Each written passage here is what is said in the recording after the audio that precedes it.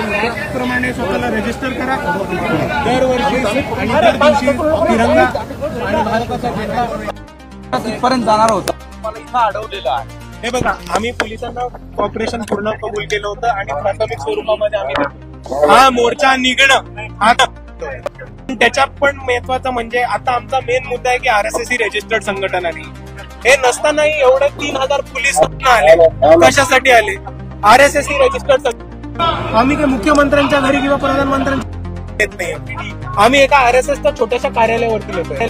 त्याच्यासाठी 3000 पोलीस हे औरंगाबादमध्ये, CRPF जवान, क्विक रिस्पॉन्स टीम, महाराष्ट्र पोलीसचे कमांडो हे एवढे सगळे का लागतात? 3 बॅरिकेड लावलेत. हे एवढे सगळे का लागतात? शांतपूर्व मोर्चा करतोय आम्ही, प्रेमाने मोर्चा करतोय आम्ही, भारताचं संविधान, भारताचा झेंडा हातात घेऊन मोर्चा करतोय. तर मग एवढं पोलीस प्रोटेक्शन कोणाला लागतंय आणि कशासाठी? कायदा आणि सुव्यवस्था बिघडू नये.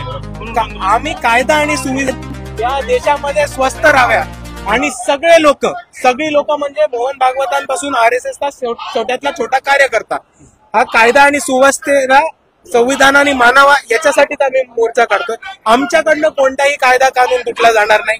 आमच्याकडे कोणतेही ऍडव्हान्स वेपन्स नाहीत आणि आमचा पक्ष, आमची संघटना ही रजिस्टर्ड आहे.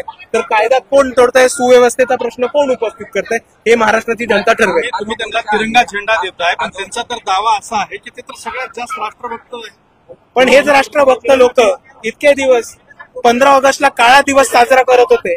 हे पण तेवढाच मोठा इतिहास आहे. हेच राष्ट्रभक्त लोक भारताच्या स्वातंत्र्याच्या चळवळीमध्ये कुठेही सामील नाही झाले. हीच राष्ट्रभक्त लोक ब्रिटिशांशी हस्तक्षेप होते आणि त्याच्याहून महत्वाचं हेच राष्ट्रभक्त लोक संविधान किंवा 15 ऑगस्ट मानत नाहीत.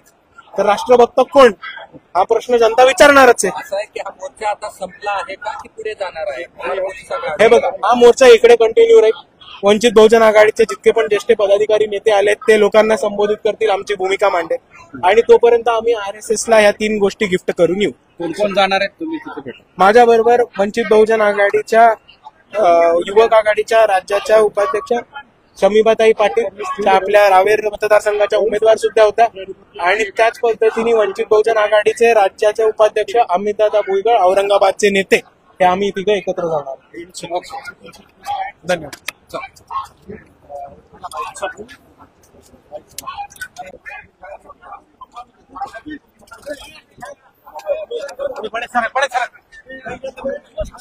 हाजी भाई